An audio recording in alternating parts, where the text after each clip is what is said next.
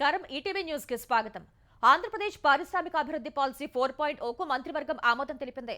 CM Chandrababu నేతృత్వంలో జరిగిన cabinet భేటీలో పలు ముసాయిదా పాలసీలపై మంత్రులు చర్చించారు. 20 లక్షల ఉద్యోగాల కల్పన సహా పారిశ్రామిక ప్రోత్సాహకాలను ఎస్క్రో ఖాతాలో వేసేలా పారిశ్రామిక అభివృద్ధి పాలసీని రూపొందించారు. తర్వాత నూతన ఎంఎస్ఎంఈ పాలసీకి మంత్రివర్గం ఆమోదం తెలిపింది.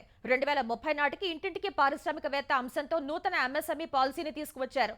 మల్లవల్లి పారిశ్రామిక పార్కులో 349 మందికి భూ కేటాయింపులపై నిర్ణయం తీసుకున్న కేబినెట్ డ్రగ్స్ నియంత్రణ, ధరల నియంత్రణపై మంత్రుల కమిటీల నియామకంపై చర్చించింది.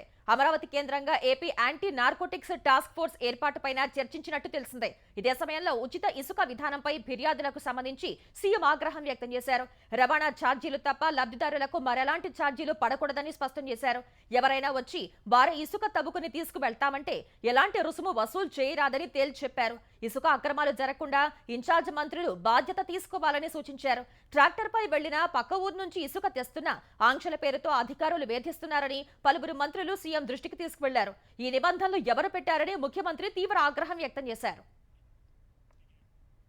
వాయుగుండం ప్రభావంతో దక్షిణ కోస్తా, రాయలసీమ జిల్లాల్లో కుండపోత వానలు పడుతున్నాయి. ప్రకాశం జిల్లాలో భారీ వర్షాలకు వాగులు పొంగి ప్రవహిస్తున్నాయి. కొన్ని చోట్ల చెరువులకు గండ్లు పడి నీరు రహదారులపై ప్రవహిస్తోంది. నాగులపల్లపాడు మండలం చెదలవాడ సమీపంలో ఎల్లమ్మ చెరువు గట్టు తెగి నీరు జాతీయ రహదారిపై ప్రవహిస్తోంది. చీరాల, ఒంగోలు మధ్య రాకపోకలకు అంతరాయం ఏర్పడింది. కొత్తకోట వాగు పొంగి 3 రోజుల నుంచి రాకపోకలు పూర్తిగా నిలిచిపోయాయి.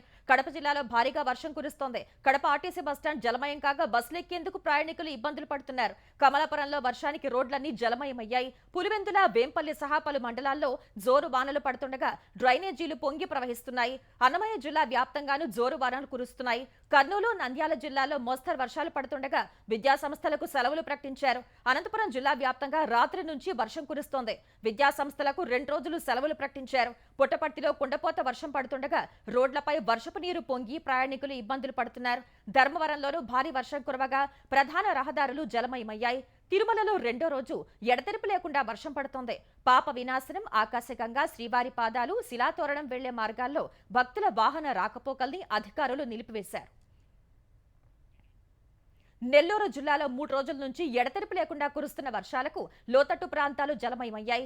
నెల్లూరు జిల్లా జలదంకి అత్యధికంగా 40 సెంటీమీటర్ల వర్షపాతం నమోదైంది. కావలిలో 33.9 సెంటీమీటర్లు, ఇందుకూరుపేటలో 23 సెంటీమీటర్లు, గుడ్లూరులో 20 సెంటీమీటర్ల వర్షపాతం రికార్డైంది.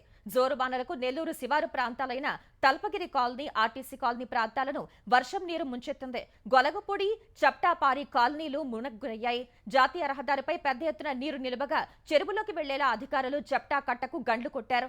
బారకా సెంటర్ దగ్గరున్న గచ్చు కాలువ గోడ కూలి తోపుడు బండ్లు దెబ్బతిన్నాయి. ముందు జాగ్రత్త చర్యగా అధికారులు నగరంలోని కాలువల పూడికలు తీయించగా ప్రస్తుతం వర్షపు నీరు సాఫీగా వెళ్లిపోతోంది.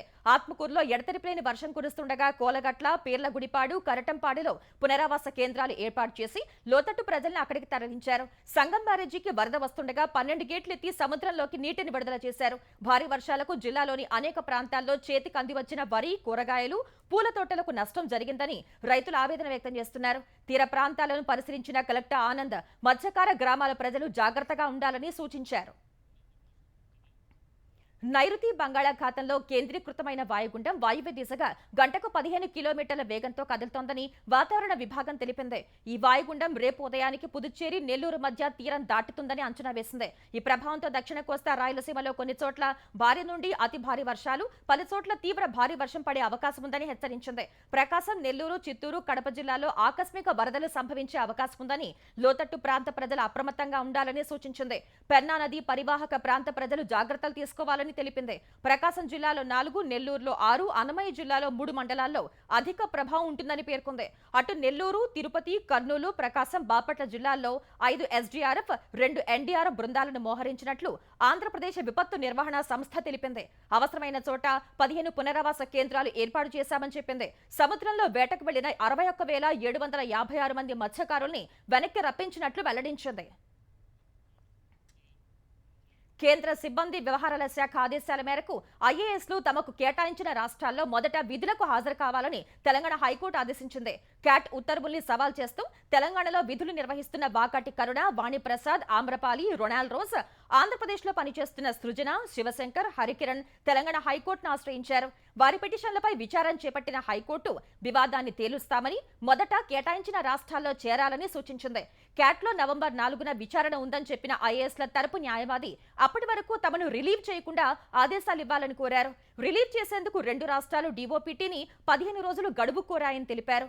ఐఏఎస్ల అభ్యర్థనలను పరిశీలించాలని డీఓపీటీని ఆదేశించాలా అని అడిగిన కోర్టు కేంద్రం ఆదేశాలపై స్టే ఇస్తూ పోతే ఈ అంశం ఎన్నటికీ తేలదు అని పేర్కొంది. రిలీవ్ చేయకుండా ఆదేశాలివ్వాలన్న పిటిషన్లను కొట్టేసిన హైకోర్టు సమాఖ్య వ్యవస్థలో రాష్ట్రాలను విశ్వాసంలోకి తీసుకోవాలి కదా అని వ్యాఖ్యానించింది. బాధ్యతాయుతమైన అధికారులు ప్రజలకు ఇబ్బంది కలగనీయవద్దని స్పష్టం చేసింది. పంట బీమా పథకాన్ని తెలంగాణలో ఈ ఏడాది నుంచి అమలు చేస్తామని వ్యవసాయ శాఖ మంత్రి తుమ్మల నాగేశ్వరరావు అన్నారు. నల్గొండలో నూతనంగా ఏర్పాటు చేసిన ధాన్యం, పత్తి కొనుగోలు కేంద్రాలను సహచర మంత్రి కోమటిరెడ్డి వెంకటరెడ్డితో కలిసి తుమ్మల నాగేశ్వరరావు ప్రారంభించారు. రైతులకు ఇచ్చిన హామీలను నెరవేర్చేందుకు తమ సర్కార్ కృషి చేస్తోందని కోమటిరెడ్డి తెలిపారు. ఇప్పటికే 18,000 కోట్ల రూపాయల రుణమాఫీ చేశామని, మిగతా రైతులకు కూడా త్వరలో మాఫీ చేసేందుకు ప్రణాళికలు చేస్తున్నామని చెప్పారు. రాష్ట్రంలోనే అత్యధికంగా ధాన్యాన్ని పండించే జిల్లా నల్గొండ అని తుమ్మల నాగేశ్వరరావు అన్నారు. గత ప్రభుత్వ పాలనలో వ్యవస్థలన్నీ కుంటుపడ్డాయని, వాటిని గాడిలో పెట్టేందుకు నిరంతరం పనిచేస్తున్నామని తెలిపారు.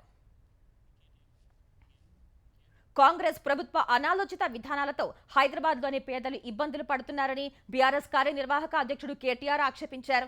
తెలంగాణ భవన్లో జీహెచ్ఎంసీ పరిధిలోని ఎమ్మెల్యేలు, ఎమ్మెల్సీలతో సమావేశమైన ఆయన హైడ్రా, మూసీ ప్రాజెక్టుల విషయంలో బీఆర్ఎస్ కార్యాచరణపై చర్చించారు. ప్రభుత్వ చర్యలు, క్షేత్రస్థాయిలో పరిస్థితులు, ప్రజల ఇబ్బందులపై చర్చించారు. హైడ్రా, మూసీ విషయంలో సరైన ప్రణాళిక లేకుండా ఇష్టమొచ్చినట్లు ముందుకు వెళ్తున్నారని కేటీఆర్ మండిపడ్డారు. కూకట్పల్లిలో 1980లో కాంగ్రెస్ ప్రభుత్వమే 20,000 మందికి పట్టాలిచ్చిందని, ఇప్పుడు అవే ఇళ్లను ఆక్రమణలు అని అంటున్నారని దుయ్యబట్టారు. హైదరాబాద్లో పేదలకు అండగా ఉంటామని, రక్షణ కవచంలా నిలుస్తామని కేటీఆర్ పునరుద్ఘాటించారు. గుంటూరు జిల్లా మంగళగిరి పోలీస్ స్టేషన్ పరిధిలోని తెలుగుదేశం కేంద్ర కార్యాలయంపై దాడి కేసులో వైసీపీ నేత సజ్జల రామకృష్ణారెడ్డికి పోలీసులు నోటీసులు ఇచ్చారు. రేపు ఉదయం 10:30కు మంగళగిరి పోలీస్ స్టేషన్లో విచారణకు రావాలని పోలీసులు నోటీసుల్లో స్పష్టం చేశారు. వైసీపీ అధికారంలో ఉండగా 2021 అక్టోబర్ 19న ఆ పార్టీకి చెందిన మూకలు తెలుగుదేశం కేంద్ర కార్యాలయంపై దాడి చేశాయి. ఈ కేసులో మాజీ ఎంపీ నందిగం సురేష్ సహా 25 మంది వైసీపీ నేతల్ని ఇప్పటికే అరెస్ట్ చేశారు.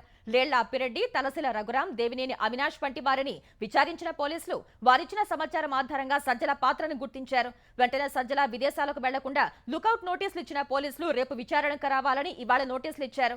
ఈ కేసు దర్యాప్తును సిఐడికి అప్పగించినప్పటికీ ఇప్పటికే సగానికి మించి విచారణ పూర్తయినందున సిఐడి పోలీసులు కలిసి తదుపరి విచారణ చేయాలని నిర్ణయించారు.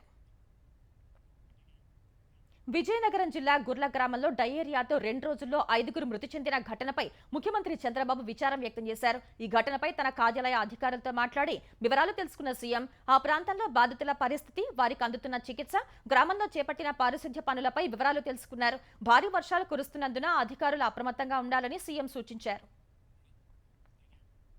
వైసీపీ ప్రభుత్వ హయాంలో తాడేపల్లి ప్యాలెస్ కు ఇనుప కంచె రక్షణ కోసం 12.85 కోట్లు ఖర్చు చేసిన ఉత్తర్వుల్ని ఏపీ విద్యాశాఖ మంత్రి నారా లోకేష్ బయటపెట్టారు. ఈ మేరకు సామాజిక మాధ్యమం ఎక్స్ లో పోస్ట్ చేసిన లోకేష్ వ్యక్తిగత ప్రయోజనం కోసం ప్రజల సొమ్ము దోచుకున్నారని విమర్శించారు.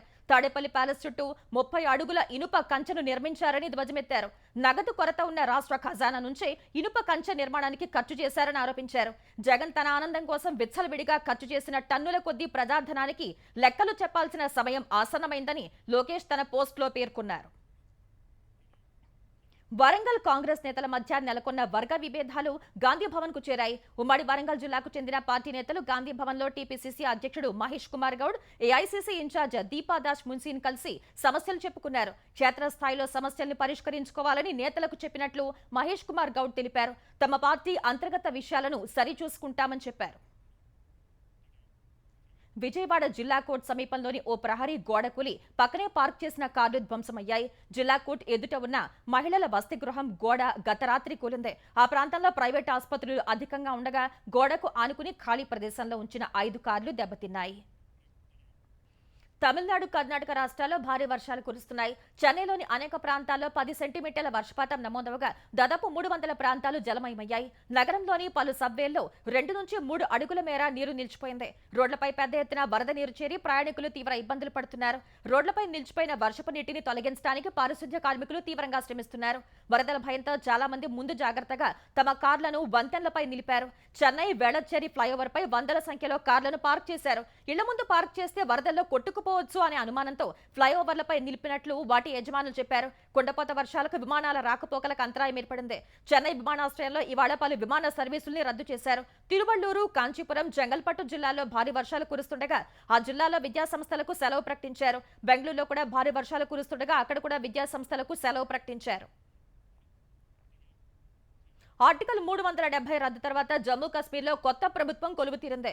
జమ్మూ కశ్మీర్ సీఎంగా నేషనల్ కాన్ఫరెన్స్ నేత ఒమర్ అబ్దుల్లా ప్రమాణ స్వీకారం చేశారు. శ్రీనగర్లోని షేర్ ఈ కశ్మీర్ సెంటర్లో జరిగిన ఈ కార్యక్రమంలో జమ్మూ కశ్మీర్ లెఫ్టినెంట్ గవర్నర్ మనోజ్ సిన్హా ఒమర్ అబ్దుల్లాతో ప్రమాణ స్వీకారం చేయించారు. ఈ కార్యక్రమానికి లోక్సభ ప్రతిపక్ష నేత రాహుల్ గాంధీ, కాంగ్రెస్ అధ్యక్షుడు మల్లికార్జున ఖర్గే, ఆ పార్టీ ప్రధాన కార్యదర్శి ప్రియాంక గాంధీ, వివిధ పార్టీల నేతలు హాజరయ్యారు.